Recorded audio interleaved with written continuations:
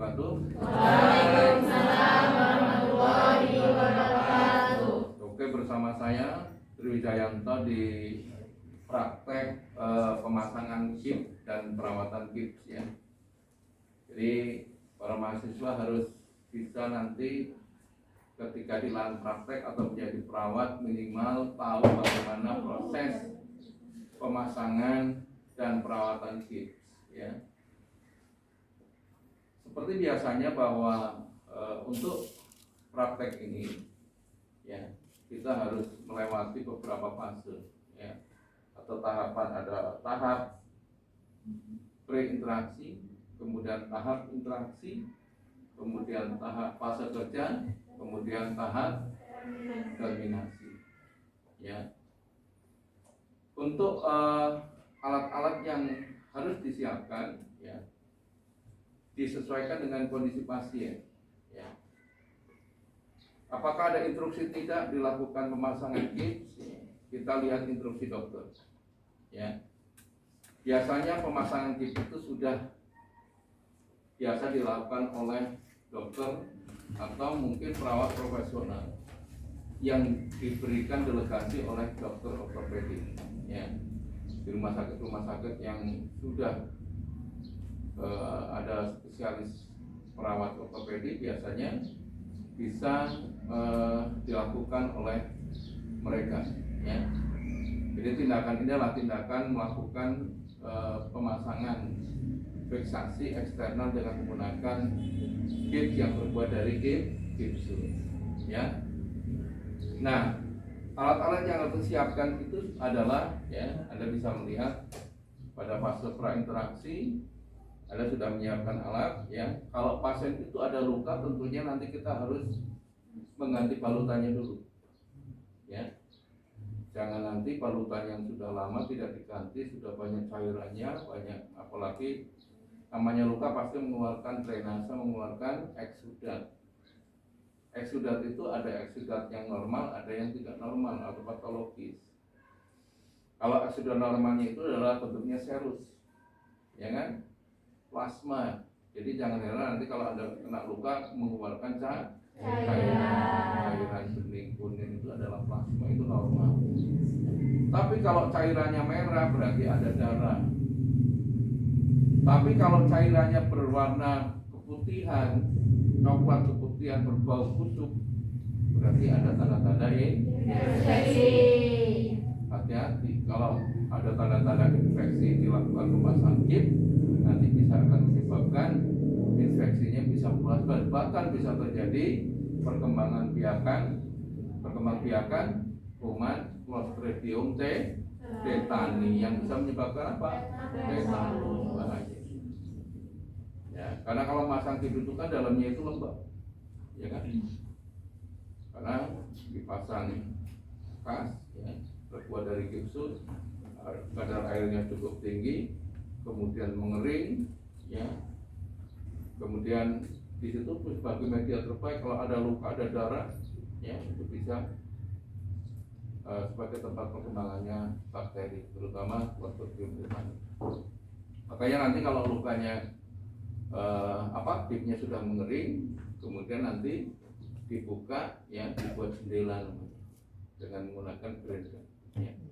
Jadi nggak mungkin pakai kunci keras sekali. Nanti Anda bisa melihat bagaimana setelah temannya ini dipasang keras gitu, ya. Oke, alat-alatnya adalah satu set perawatan luka, ya. Ada alat yang steril, ada alat steril, kemudian alat-alat gipsnya atau pemasangan gipsnya adalah ini apa namanya? Plaster avaris, ya. Kemudian ada padding. Ya, padding itu fungsinya untuk mengalasi kulit, jadi tidak langsung tidak terkontaminasi dengan gipsum ini, gas ini, ya, karena panas. Ya. Kalau nggak ada ini bisa menggunakan kaca gulung, tapi harus didobel, ya. Kemudian nanti dibutuhkan air, ya, air untuk mencelupkan, kemudian nanti disiapkan handuk untuk membersihkan daerah sekitar setelah dipasang gips, ya.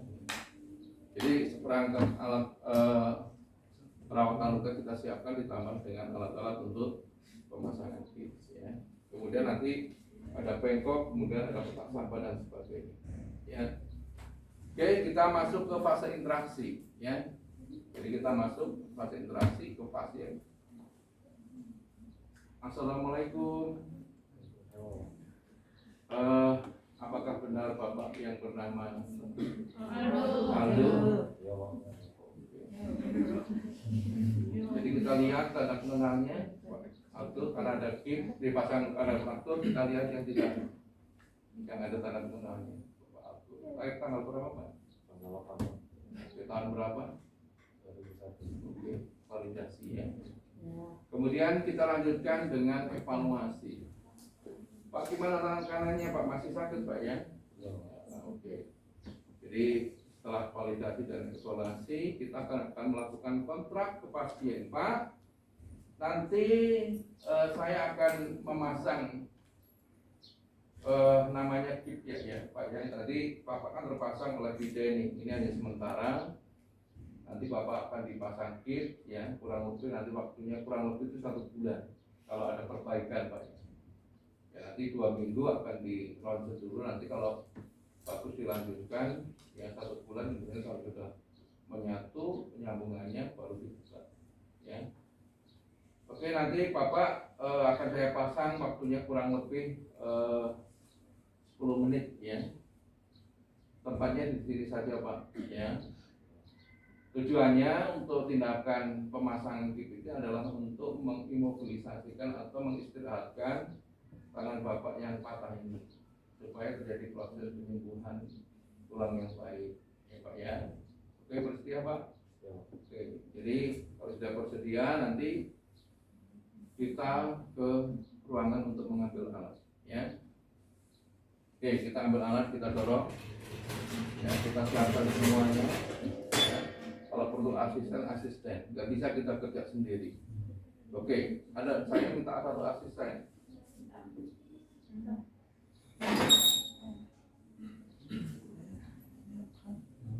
Kita cuci tangan, makanya kalau praktek itu siapkan cuci tangan gitu ya. Cuci tangan di sana. Kamu kalau nggak diperintah nyiapin alat cuci tangan, nggak cuci tangan. Ya, di SOP itu ada cuci tangan, harus disiapkan cuci tangan, kan ada handrak ya, bawa handrak, itu bisa bawa handrak, cuci tangan semua ya. Kita harus melakukan cuci tangan ya. Setelah cuci tangan kita menggunakan sarung tangan. Oke, gunakan sarung tangan bersih ya.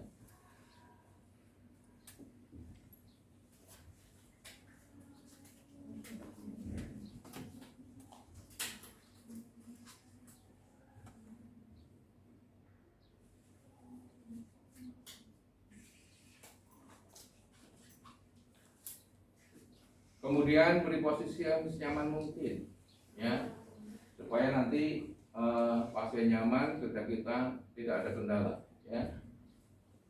Alat-alat yang kita gunakan kita dekatkan ke pasien. Misalnya ini kan pasiennya mengalami perlukaan, ada balutan yang perlu diganti ya.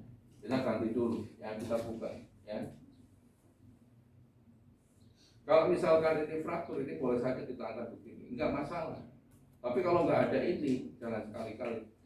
Ini nanti akan menyebabkan frakturnya semakin parah. Ya, ini karena ada apa nih? Ada bidanya. Ya. Lihat kondisi, ya. Ya. Oke, setelah itu kita pasang pengalas. Ya. Oke, pasang pengalas. Kalau pengalas ini asalnya begini ya. Jangan pasang pengalas itu salah ya. Oke, kita angkat ya. Kali ini masih ada fiksasi lagi.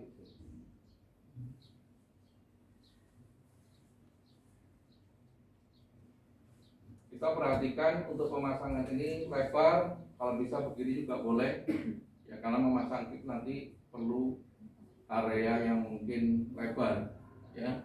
Supaya apa? Daerah sekitar tidak terkontaminasi ya.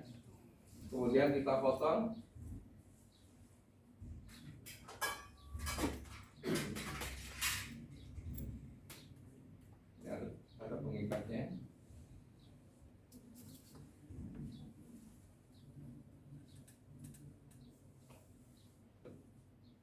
kita rawat lukanya. Pak, ini lukanya saya rawat dulu Pak ya. Oke. Kita buka dengan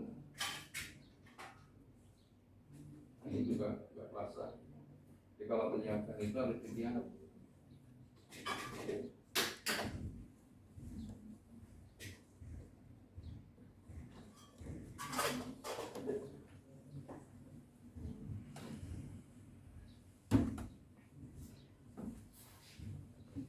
Dibasahi, ya. Kemudian kita siapkan bengkok. Kemudian kita buka balutan yang lama. Kemarin sudah saya sampaikan teknik membuka itu jangan melawan arah, ya. Kalau melawan arah sakit, ya. Sakit nggak Mas? Enggak, ya.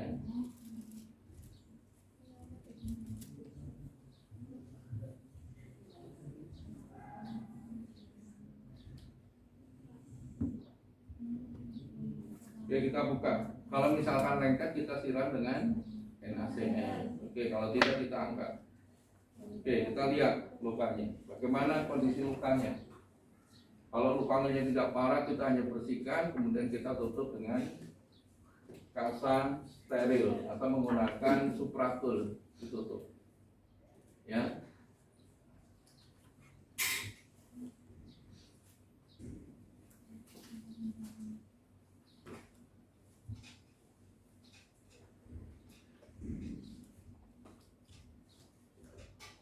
Oke, kita buka alat yang steril, ya. Kemudian buka apa namanya ini?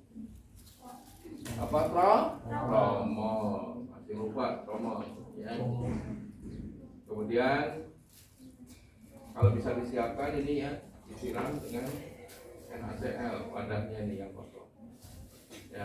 Kemudian nanti saya membuka sarung tangan yang bersih, ya. Kemudian kita ganti dengan yang steril.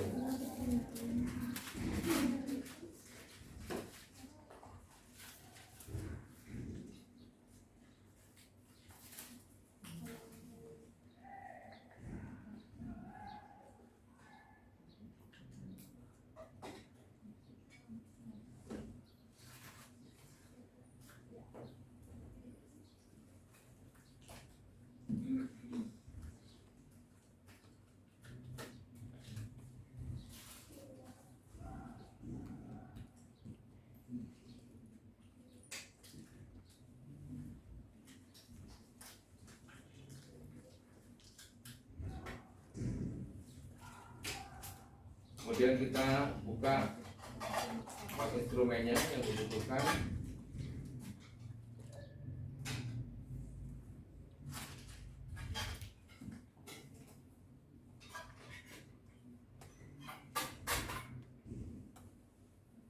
Kemudian kita siapkan kasa kering, ya.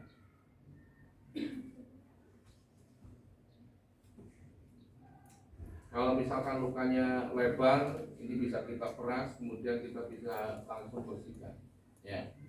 Tangan kita steril, ini bisa kita bersihkan, ya. Jadi biasanya menggunakan pinset ini nggak apa-apa, ya. Ini hanya lukanya tidak ini begitu lebar, ya. Sak, ganti daerah sekitar. Kalau bisa daerah yang lainnya kalau dia kotor kita ya bersihkan, ya. Jangan sampai nanti misalkan di sini ada kaki misalnya, boleh nggak kita bersihkan? Daerah-daerah yang akan kita pasang, Pak, diangkat sebentar Pak ya. Ya, hati-hati di daerah-daerah yang batu. Kalau tidak, temennya suruh diangkat proksimal dan distalnya, ya. Ini kan hanya retak saja, ya. Kemudian itu dikeringkan, ya, dikeringkan dari lukanya dan daerah sekitar. Nah, pasien ini tidak membutuhkan bidet lagi, makanya kita angkat bidetnya. Yuk, angkat. Ya. Oke, bidetnya kita taruh di sini. Ya. Kemudian kita pasang steril. Ya. Kalau perlu ada pasang supratol, kemudian kita pasang plaster. Ya. Kemudian kita pasang plaster, ini bisa menggunakan di pabrik, ya.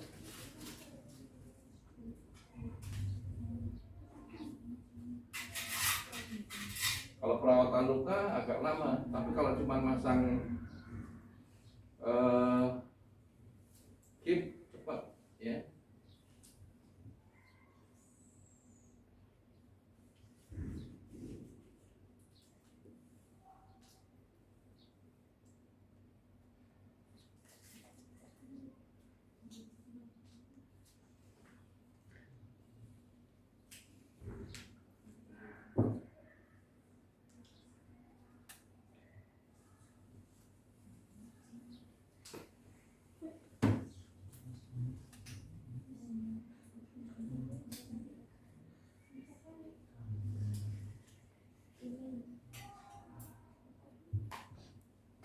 Ya Pak, ini udah saya ganti balutannya Pak, nanti akan saya pasang gipsnya.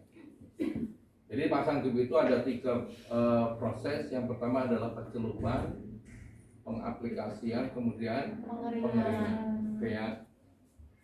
Sebelum dipasang gips, ya tadi sudah kita lihat area yang ada luka kita tutupi dengan pasta steril, ya, dirawat lukanya. Kemudian kita pasang namanya padding, ya. Jadi jangan nyelupin dulu, ya, ininya dulu, dipasang dulu paddingnya, ya. Ini yang namanya padding.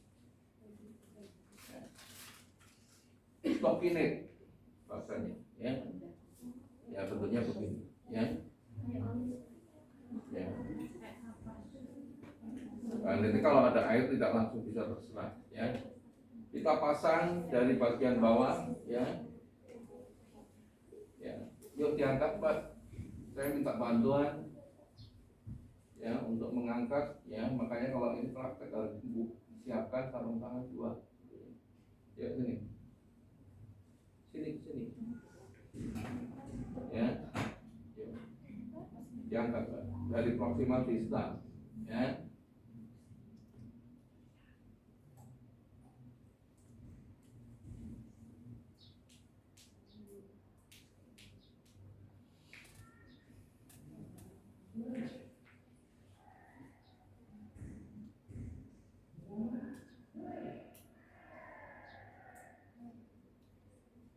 Kemungkinan, ya, yang akan kita pasang bukan hanya di sini, kali ini di sini juga akan dipasang gips, ya, kemudian di sela-sela ini. Ya.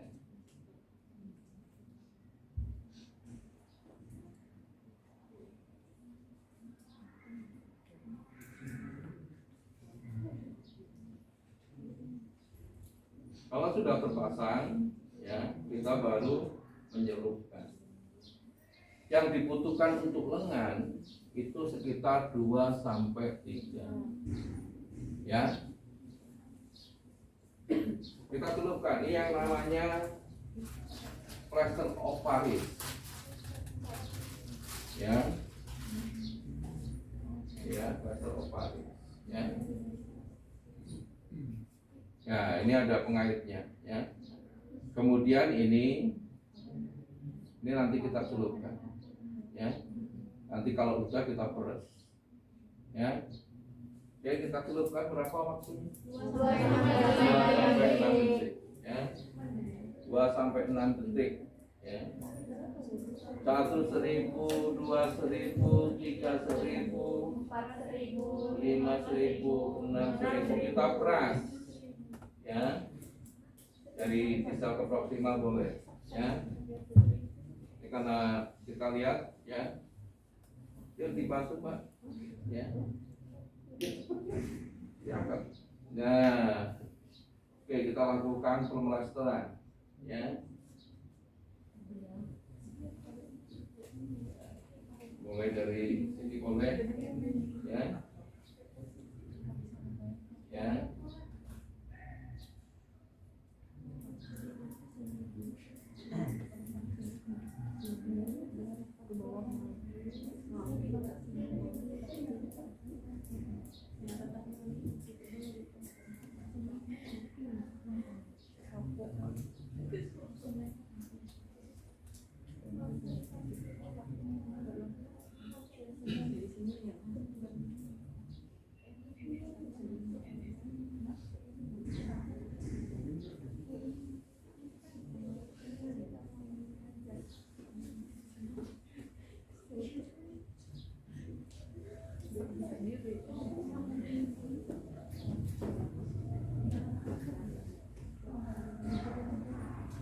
Kalau satu ini kurang tebal, ya, makanya kita tambahin satu lagi, ya.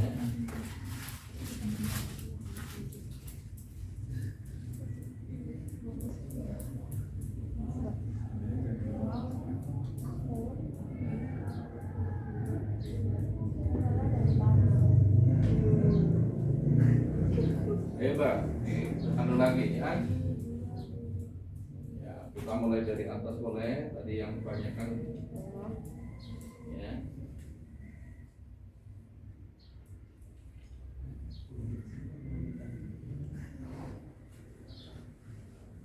Jangan melipat, ya.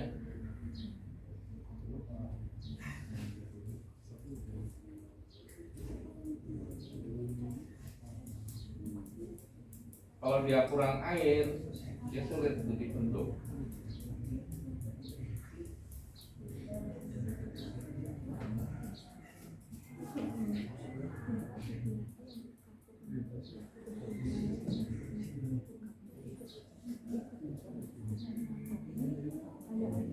Jadi daerah yang fraktur itu justru yang akan kita pasang lebih tebal.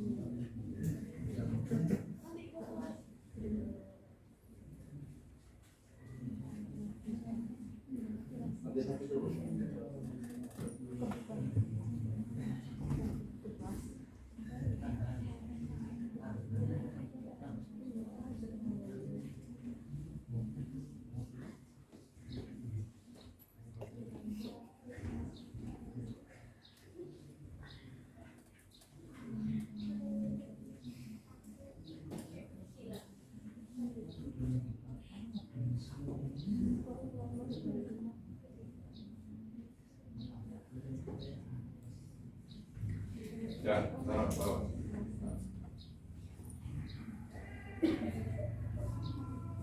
Ini kalau cuma fraksi yakin nggak apa-apa dipasang sampai segini, ya.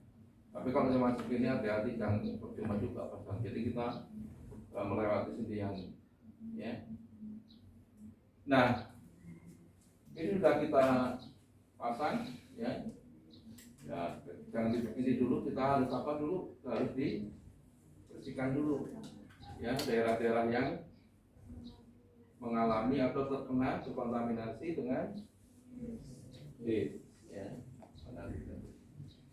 Oke, kita bersihkan dulu deh tangannya.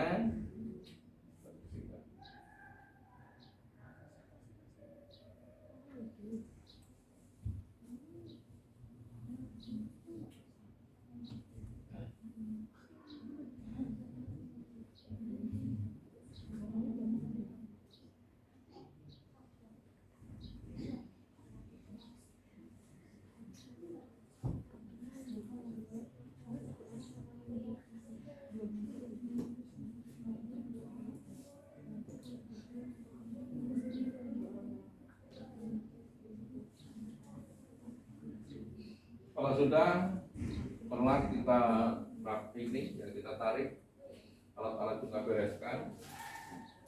Tapi jangan lupa ini tidak sebelum selesai, apa yang harus kita lakukan berikutnya. Saya akan memasang elastis perban.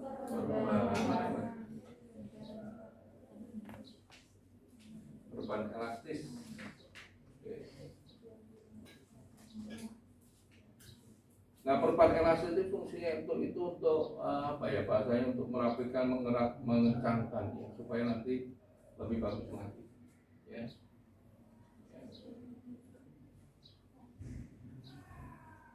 Pak, ini terlalu kencang nggak Pak?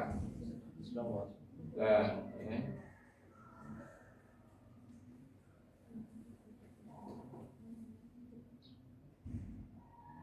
Keganggu nggak di jempolnya? Enggak ya?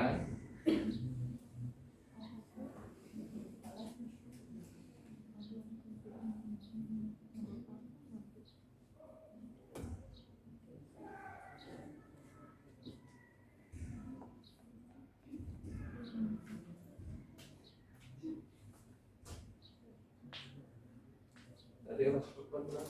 Mana ya? Berapa dua? Oh, ini. Ya, kita lanjut tambahkan di sebelahnya.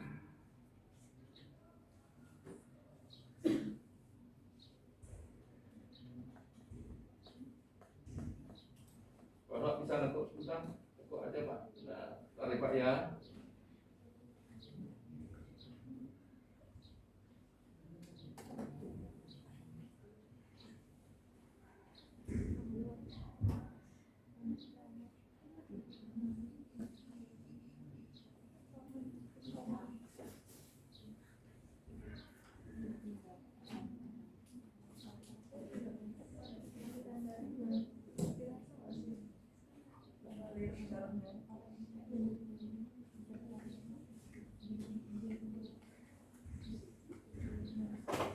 Oke, ini gips sudah terpasang.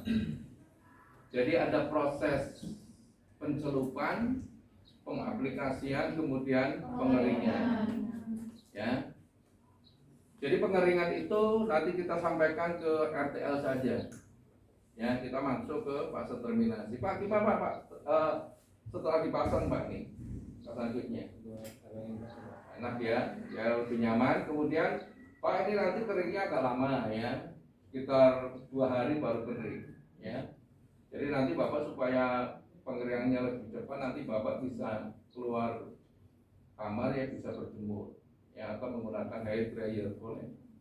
Jadi rencana tinjau lanjutnya untuk mengeringkan itu boleh. Pak, nanti kalau ada tangannya kesemutan, nyerinya sangat hebat, kemudian nanti nyerinya sangat hebat, kesemutan, kemudian apa lagi di sini? Kemudian tangannya yang dipasang di bagian bawah ini mengalami cyanosis atau pucat, nanti lapor ke perawat ya. Jadi cek PSN-nya, jadi pulsasi motoriknya dicek, jangan sampai nanti terjadi komplikasi apa tadi? Sindroma kompartemen ya, kompartemen sindrom ya. Jadi disampaikan kepada pasiennya ya.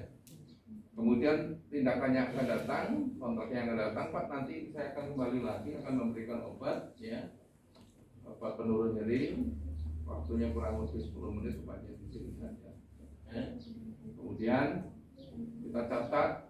Jadi tadi yang saya sampaikan, Anda membawa pensil itu adalah untuk mencatat jam berapa, tanggal berapa, jam berapa dipasang gips. Kemudian area yang terpasang balutan di mana, harus di RC, dikasih di RC, dikasih di ini daerahnya mana, ditandai ya, bisa disilang atau dilingkari ya, supaya nanti tahu ketika mau membuka, memasang atau membuat jendela, yang melakukan pembukaan ini, yang menggeledah itu tahu lokasinya ya. Itu penting ya. Jadi harus disampaikan dan terdokumentasi ya. Jangan sampai nggak tahu tanggal berapa jam berapa, lokasi balutannya posisinya di mana, kemudian ada ditandai lokasi di AC ya. Gitu. Ada yang perlu ditanyakan? Jadi setelah dilakukan itu benar-benar pasien kalau mau pindah ke ruangan itu harus dibersihkan, ya. Jangan sampai nanti kotor, ya. Ini karena kapur mudah dibersihkan dan menggunakan air. Pak, nyaman nggak Kak tangannya Pak ini Pak? Ya, jangan sampai di pasiennya ini mengalami gangguan di bagian ibu jari, ya. Ini lama-lama dia akan mengeras, ya. Ciri-cirinya kalau gips itu kering, kalau diketuk dia nyari. Kalau masih bek itu berarti banyak air.